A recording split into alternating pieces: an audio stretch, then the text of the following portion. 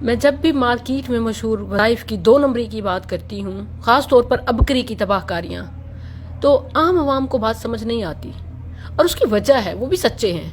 وجہ یہ ہے کہ وہ وظیفے کا صرف ایک پہلو دیکھتے ہیں، مثلا قرآن کا لفظ ہے، حرف ہے، بس کافی ہے، اور الفاظ بھی عربی میں ہیں، اور پھر اس پر کسی مشہور مفتی اور بزرگ کا تجربہ بھی ثبت ہوتا ہے، اور مختلف کتابوں کے نام بھی حوالے کے طور پر، تو پھر غلط کیسے ہو سکتا ہے؟ تو میری بہنوں اچھی طرح سمجھو، یہیں سے تو 2 نمبری شروع ہوتی ہے۔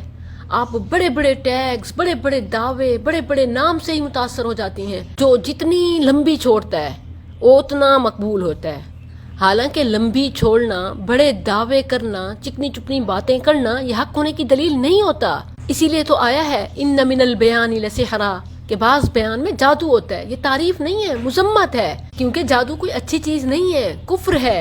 یہ بس لفظوں کی ہیرا پھیری سے، بیان بازی سے جادوگری دکھاتے ہیں، اور اب آپ نے اس کو سمجھنا اور پکڑنا اور بچنا ہے۔ اسی لیے میں اسے وظیفہ نہیں خبیثہ کہتی ہوں، اور ثواب کے بجائے عذاب کہتی ہوں۔ عبادت نہیں، بدعت ہے یہ۔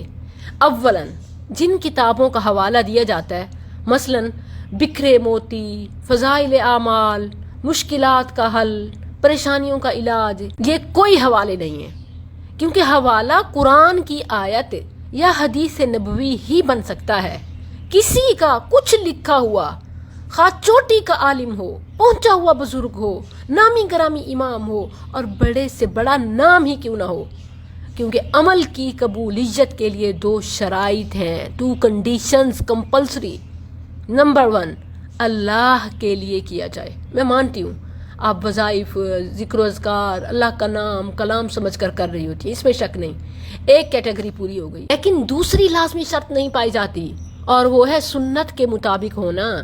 جسے وظیفہ سمجھ کر آپ کر رہے ہوتے ہیں، اللہ کی خاطر اس کا کلام سمجھ کر اور پڑھ رہے ہوتے ہیں، وہ سنت میں نہیں ہوتا۔ ایک چھوٹی سی مثال، ابکری میں روزگار کی پریشانیوں سے بچنے، رشتوں کی بندش توڑنے، اور اچھی جگہ نوکری حاصل کرنے کے لیے سورۃ الضحیٰ میں آنے والے کاف پر 9 مرتبہ یا کریم پڑھنے کا عمل ہے۔ اب ہے بھی قرآن، سورۃ الضحیٰ، اور پھر یا کریم، اسماء الحسنی، تو آپ کے نزدیک تو بالکل ٹھیک ہوا، کیونکہ آگے پھر بڑی بڑی موٹی چمکیلی مہنگی کتابوں کے نام بھی لکھے ہوتے ہیں، اور کئی مفتیان اور بزرگان ان کے بھی نام مینشن ہوتے ہیں۔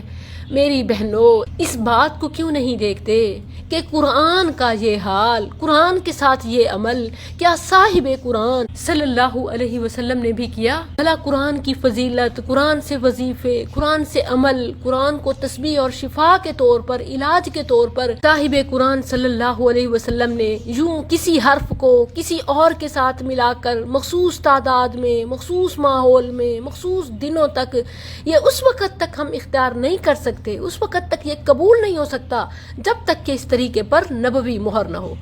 نبی صلی اللہ علیہ وسلم نے جو مرکب بتائے، جو فارمولے بتائے، جو طریقے بتائے، جو اوقات بتائے، وہی ہمارے لیے کافی ہیں۔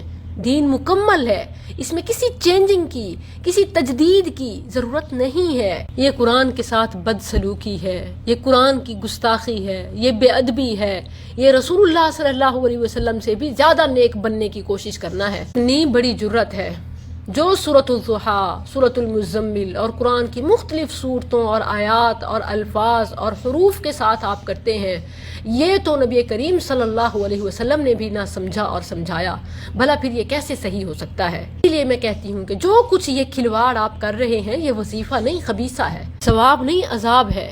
رسول اللہ صلی اللہ علیہ وسلم کے دور میں کیا مصائب، پریشانیاں، بیماریاں، روزگار کی تنگی، غربت، فکر و فاقہ نہیں تھا؟ رسول اللہ صلی اللہ علیہ وسلم نے کس صورت کو علاج کے طور پر، وظیفے کے طور پر، تعداد میں، اوقات میں بتایا؟ قرآن کی آخری 2 صورتیں جنہیں معوذتین، پناہ دینے والی 2 صورتیں کہا جاتا ہے، اور اس کے ساتھ اگر تیسری ملا لیں تو معوذات یعنی پناہ دینے والی صورتوں کا گروپ کہا جاتا ہے۔ ترمذی، نسائی، ابن ماجہ اور دیگر کے حوالے سے یہ حدیث کے حوالے ہیں جو صحیح سند سے ثابت ہیں، اور آپ بات کرتے ہیں فضائل اعمال کی، ابکری کی، بکھری باتوں کی، پریشانیوں کے علاج کی، مشکلات کے حل جیسے ان نام کی کتابوں کی۔ بھلا نام کہنے سے، لکھنے سے وہ ویسے تھوڑی ہو جاتا ہے؟ ایک طرف صحیح حدیث ہے، اللہ کا کلام ہے، نبی کا طریقہ ہے، آپ نے وقت بھی بتایا، آپ نے فضیلت بھی بتائی، سب کچھ سکھایا، کچھ نہ چھپایا۔ دوسری طرف من گھڑت، من پسند طریقے ہیں، ان میں سے کیا ٹھیک ہے اور کیا غلط ہے یہ تو اب سب کو سمجھ آ سکتا ہے۔ کہتے ہیں کہ جادو، جنات اور یہ وہ آسیب یہ کیسے بھگائیں؟ آپ نے نبی کے طریقے کو معمولی سمجھ رکھا ہے؟ ابو سعید رضی اللہ عنہ سے مروی ہے، اللہ کے رسول صلی اللہ علیہ وسلم مختلف الفاظ کے ذریعے سے، کئی صورتوں اور آیات سے جنات اور انسان کے حسد سے اللہ کی پناہ مانگا کرتے تھے، لیکن جب یہ دونوں صورتیں یعنی معوذتین نازل ہوئیں تو انہوں نے انہی صورتوں کو اپنا معمول زندگی بنایا اور باقی تمام کو چھوڑ دیا۔ مسند احمد، ابو داود، نسائی، حاکم وغیرہ میں صحیح سند کے ساتھ عقبہ بن عامر رضی اللہ عنہ کہتے ہیں، اللہ کے رسول صلی اللہ علیہ وسلم نے مجھے ہر نماز کے بعد معوذات پڑھنے کا حکم دیا۔ اسی طرح بخاری میں عائشہ رضی اللہ عنہا سے ہے، نبی صلی اللہ علیہ وسلم خود ہر رات جب اپنے بستر پر لیٹتے تو اپنی ہتھیلیوں کو جمع کرتے جیسے دعا کے لیے اٹھاتے ہیں، اور پھر یہ تینوں صورتیں اخلاص، فلق، ناس 3 بار پڑھ کر اپنے ہاتھ میں پھونک مارتے اور اسے اپنے سارے جسم پر مل لیتے، سر سے لے کر پاؤں تک، جسم کے سارے اگلے حصے پر جہاں تک ہاتھ جاتا ہے۔ تو یہ سنت ہے جس میں طریقہ بھی ہے، تعداد بھی ہے اور فضیلت بھی ہے۔ اسی طرح متفق علیہ حدیث ہے، عائشہ رضی اللہ عنہ فرماتی ہیں، اللہ کے رسول صلی اللہ علیہ وسلم کو جب تکلیف ہوتی تو وہ معوذات پڑھتے اور دم کرتے۔ فرماتی ہیں جب تکلیف بہت زیادہ ہوتی تو میں پڑھتی اور برکت کے لیے آپ صلی اللہ علیہ وسلم کے ہاتھ کو ملتی۔ مسلم کی روایت میں ہے، کان رسول اللہ صلی اللہ علیہ وسلم اذا مرض احد من اہلی نفث علیہ بالمعوذات، جب بھی نبی صلی اللہ علیہ وسلم کے گھر کا کوئی فرد بیمار ہوتا آپ اس پر معوذات پڑھ کر دم کرتے۔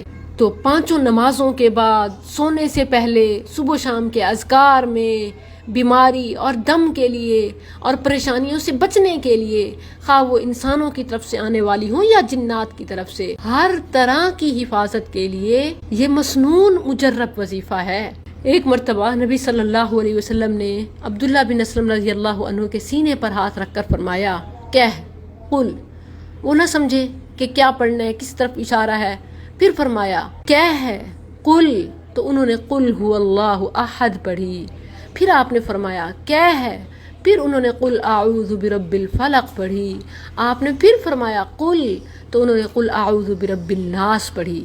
تو آپ صلی اللہ علیہ وسلم نے فرمایا، اسی طرح پناہ مانگا کر، ان جیسی پناہ مانگنے کی اور صورتیں نہیں ہیں۔ اب فیصلہ آپ نے کرنا ہے۔ ایک طرف میڈیا کی پوسٹ ہے، ابکری کی بھرمار ہے، اور دوسری طرف مستند مسنون عمل ہے، ان میں سے کون سا بہتر؟